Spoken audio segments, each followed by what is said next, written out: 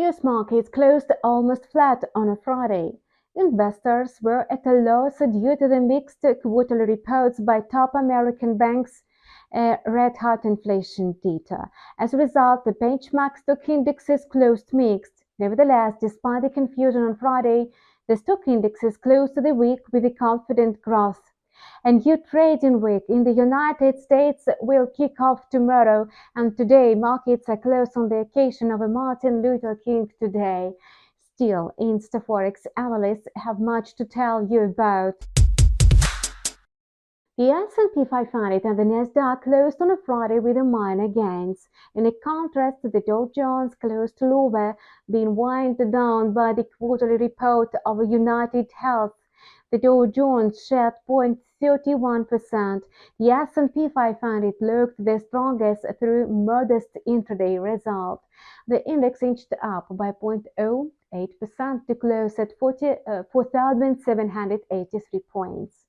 Futures on the US stock indexes traded in the red in the New York pre-market, and they declined by 0.05 and 0.2%. US trading floors are shut today, so the S&P is hovering at around $4,770.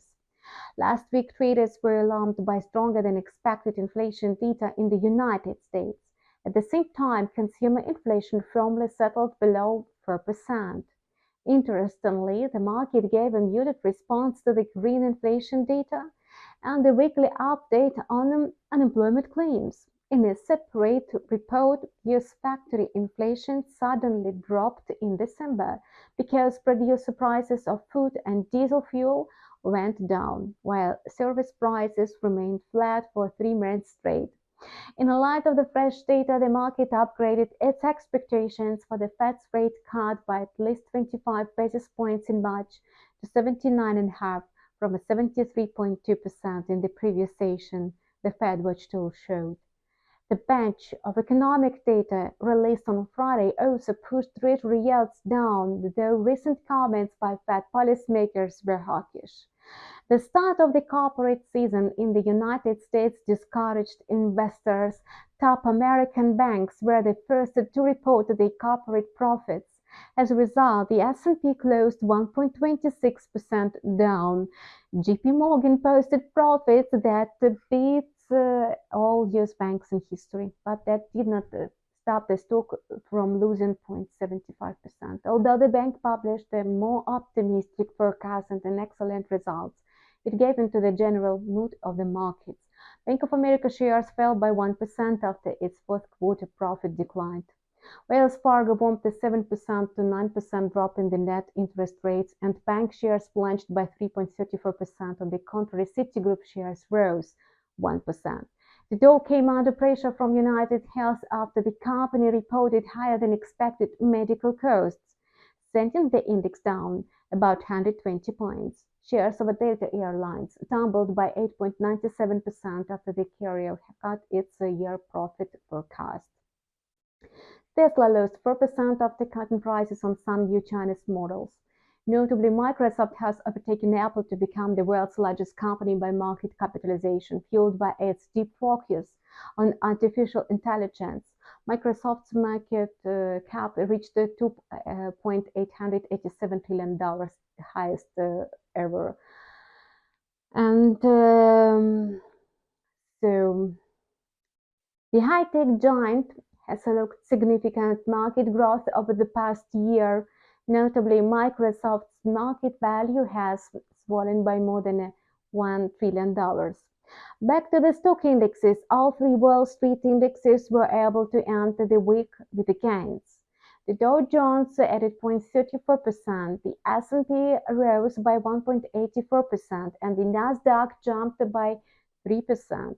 S&P earnings were the biggest weekly percentage gain since mid-December and the Nasdaq's biggest since early November. The US market will open the new week tomorrow. Despite the sleepy start, there will be a lot of news related mainly to retail sales and consumer sentiment.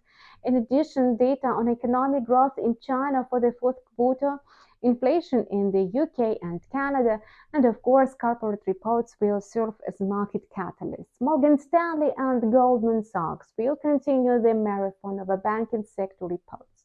Later this week, Fed policymakers will make new remarks. In particular, traders will be alert to Christopher Waller, whose dovish stance in late November helped markets soar. He will speak on a Tuesday. During lackluster trading in the currency market, the US dollar is advancing across the board today. Its index climbed by 0.16% to trade at 102.57 at the time of recording this video. The intraday CAD for the instrument is seen between 102.30 and 102.70. Curiously, despite hawkish signals generated and seen by macroeconomic data and Fed speakers last week, market participants upgraded the likelihood of the first rate cut in March to 79%. Last week, ECB President Christine Lagarde sent a clear message that it was premature for the regulator to discuss the monetary easing agenda until the annual inflation rate decreases firmly to 2%. The Bank of England also expressed a hawkish rhetoric. This week, the fundamental picture could change as the traders are monitoring inflation and employment data that will be reported in other countries. The Canadian dollar is losing ground against its American peer. The USD CAD pair traded at 1.3430 in the pre-market. The instrument is likely to trade in the intraday CAD between 1.3380 and 1.3450. Today, the loonie has fallen prey to decline in oil prices. US oil prices pulled back today, and both benchmark rates lost more than 1%, which was mirrored in the Canadian dollar. In any case, there is no final solution to the conflict in the Red Sea, so oil prices may still support the loonie in the future. In addition, this week we will get to know the Canadian CPI, which could also give the asset an impetus to move. The crypto market is overwhelmed by euphoria as the Bitcoin ETFs were proved that the battle ended with a market victory. Hence, traders took profits and pushed the token to the time-tested peaks.